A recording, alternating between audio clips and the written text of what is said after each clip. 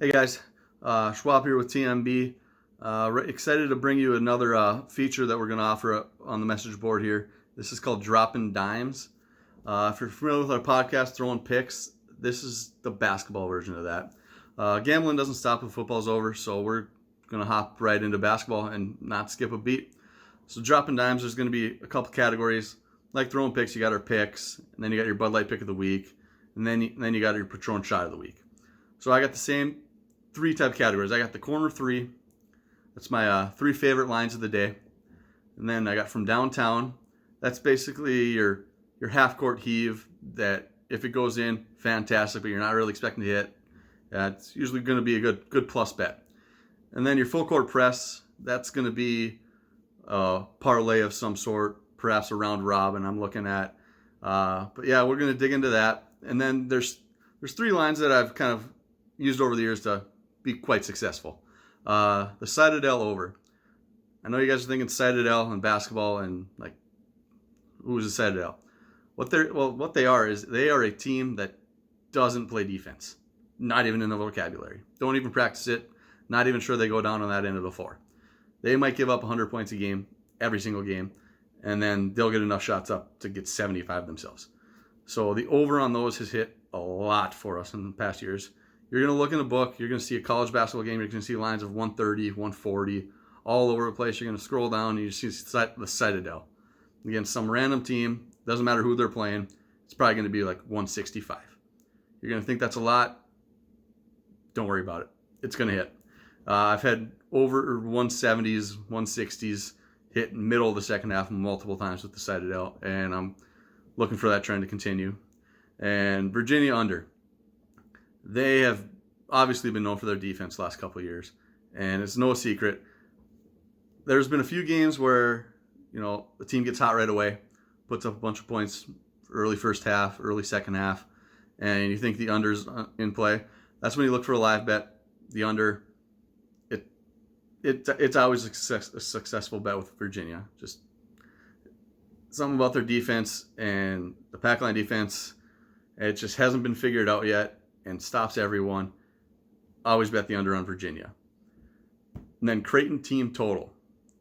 Made a lot of money with Creighton last year. Doing first half team totals, game totals, spreads, over-unders. I don't think I missed a game last year with Creighton. And we were very successful with that. They usually carried a lot of the overs on the card.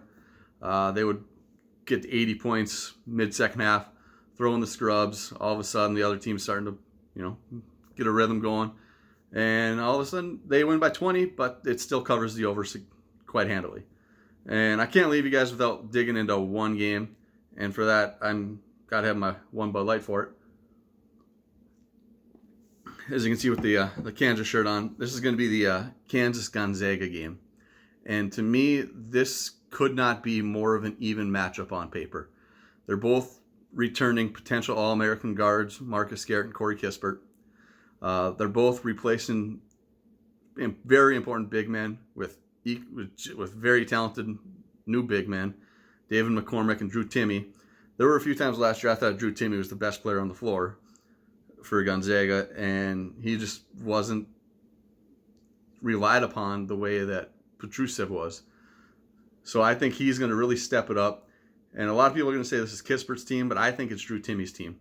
He's going to end up being the guy on that team, and that's what this matchup's going to come down to.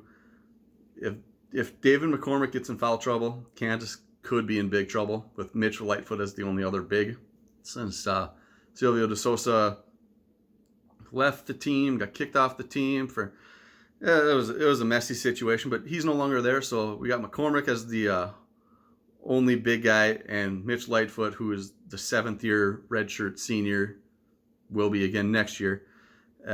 He just doesn't have the bulk to him, so if McCormick's in trouble, Timmy's going to have a field day, and I think Gonzaga can get away with that one. And then they each have a five-star guard coming in, too, with Bryce Thompson and Jarrell Suggs in Gonzaga. But overall, I like Kansas in this game. The line opened at +4 for Kansas, and I really like that. I can see it getting up to 6 or 7, because the NCAA just announced today, Tuesday, that Andrew Nebhard is eligible immediately for Gonzaga. He was a great player down in Florida, transferred into Gonzaga. Almost had to sit out a year, but he got a waiver, so he's ready to go.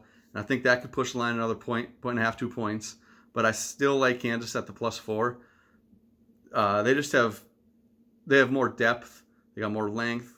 This will be that rare college team that won't have a player under 6'5". So if McCormick does get in foul trouble, they might even go to 5 guards, but they'll go to his zone with a bunch of length, and it'll cause a lot of problems. And I just see them as the deeper team. They're both very talented, obviously both top 5 teams in the country. And I'm laying the points with Kansas +4. And as the fan, I might go with the money line, but I want to advise that for you guys. Just stick with laying the points, take the safe bet, and rock chalk, and fuck Duke.